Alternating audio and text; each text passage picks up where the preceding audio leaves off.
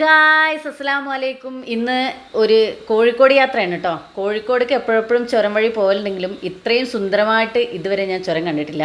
നല്ല മഞ്ഞും നല്ല തണുപ്പുമായിരുന്നു. ഫുൾ എനിക്ക് കവർ ചെയ്യാൻ പറ്റിയിട്ടില്ല. പിന്നെ കൂട്ടത്തിലെന്ന് പറഞ്ഞാൽ കാക്കയും മക്കളും എല്ലാവരും കൂടി ഒരുമിച്ചുള്ളൊരു യാത്രയായിരുന്നു. പൊന്നൂസില്ല കേട്ടോ. പൊന്നൂസിൻ്റെ കോളേജിൽ ഇന്നൊരു മീറ്റിംഗ് ആണ്. വേണമെന്ന് വെച്ചാൽ കാക്കാക്ക് ഒറ്റയ്ക്ക് പോകായിരുന്നു. കാക്ക ഞങ്ങളെയും കൂടെ കൂട്ടി. കാക്ക പറഞ്ഞു നിങ്ങളും കൂടെ ഉണ്ടെങ്കിൽ ഒരു രസമുള്ളൂ എന്ന് പറഞ്ഞിട്ട് ഞങ്ങളെയും കൂടെ കൂട്ടി. എന്താണെന്നറിയില്ല, എൻ്റെ കുഞ്ഞുമോക്കില്ലേ എപ്പോൾ കാക്ക വന്നാലും ഭയങ്കര കാലുവേദനയായിരിക്കും കേട്ടോ. ഒരു കാല് നിലത്ത് വെക്കാൻ പറ്റില്ല, ഭയങ്കര വേദനയായിരിക്കും. ഈ നടക്കുന്നത് എന്താണെന്നറിയോ, റീലെടുക്കാനെന്ന് പറഞ്ഞിട്ട് നടന്നതാണ്. പിന്നെയും കാക്കാൻ്റെ ഒക്കത്ത് കയറി കേട്ടോ. എൻ്റെ കൂടെ വരുമ്പോൾ കാലുവേദനയേ ഉണ്ടാവില്ല. കാക്കാനെ കണ്ട അപ്പോൾ കാലുവേദന ആവും. എന്താണെന്നറിയില്ല. കാക്കാക്കാണെങ്കിൽ അതൊരു പ്രശ്നമില്ല. ഒക്കെ കാലുവേദന എന്ന് പറഞ്ഞാൽ അപ്പോഴത്തെ കാക്ക ഒക്കത്ത് വെക്കും.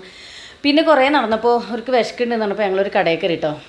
തമിഴ്നാട് സ്റ്റൈൽ ഫുഡായിരുന്നു അവിടുത്തെ. നല്ല ടേസ്റ്റ് ഉണ്ടായിരുന്നു കേട്ടോ കഴിക്കാൻ. പിന്നെ ഞങ്ങൾ മിഠായി തെരുവിലൊക്കെ പോയി കുട്ടികൾക്ക് കുറച്ച് സാധനങ്ങളൊക്കെ എടുക്കേണ്ടിയിരുന്നു. മോനക്ക് കുറച്ച് ചെരുപ്പ് സാധനങ്ങൾ, കുഞ്ഞുമോക്ക് കുറേ സാധനങ്ങൾ എടുക്കേണ്ടിയിരുന്നു, കളി സാധനം വാങ്ങേണ്ടായിരുന്നു. അങ്ങനെ കുറേ സാധനങ്ങളൊക്കെ മേടിച്ചു കേട്ടോ. ഇതിൻ്റെ ഇടയിൽ ഞങ്ങൾ പൊന്നൂസിൻ്റെ കോളേജിലൊക്കെ ഒന്ന് പോയിട്ടോ.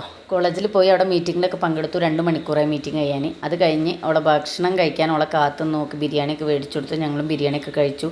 അങ്ങനെ തിരിച്ച് വന്നപ്പോഴേക്ക് 5 മണിയായിട്ടോ. അപ്പോൾ കുട്ടികൾക്ക് ജ്യൂസ് വേണമെന്ന് പറഞ്ഞാൽ അങ്ങനെ ഒരു കടയിൽ കയറി ജ്യൂസ് വാങ്ങിക്കൊടുത്തു. ജ്യൂസ് കിട്ടുന്നവരെ കുഞ്ഞുമോക്ക് ജ്യൂസ് കിട്ടാഞ്ഞിട്ടായിരുന്നു അർജൻറ്റ്. കിട്ടി നോക്കുമ്പോൾ ഒക്കെ കഴിക്കാൻ സമയമില്ല. അവൾ മാജിക് നോട്ടിൽ വരച്ച് കളിക്കുമായിരുന്നു കേട്ടോ.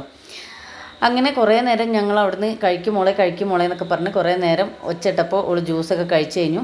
അങ്ങനെ പിന്നെ ഞങ്ങൾ അപ്പം തന്നെ അവിടുന്ന് പോന്നു കേട്ടോ. പോന്ന് KSRTC സ്റ്റാൻഡിലെത്തി ഞങ്ങൾ ബസ്സിൽ കയറി.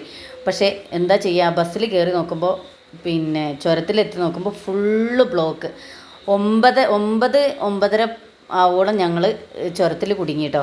അവിടുന്ന് പിന്നെ ഞങ്ങൾ പെരയിലെത്തിയപ്പോഴത്തേക്ക് 10 മണിയായി. അപ്പോൾ ഇത്രയൊക്കെ ഉള്ള വീഡിയോ ഇഷ്ടപ്പെട്ടാൽ ലൈക്ക് ചെയ്യുക, ഷെയർ ചെയ്യുക, സബ്സ്ക്രൈബ് ചെയ്യുക. ബൈ. അസ്സലാമു അലൈക്കും.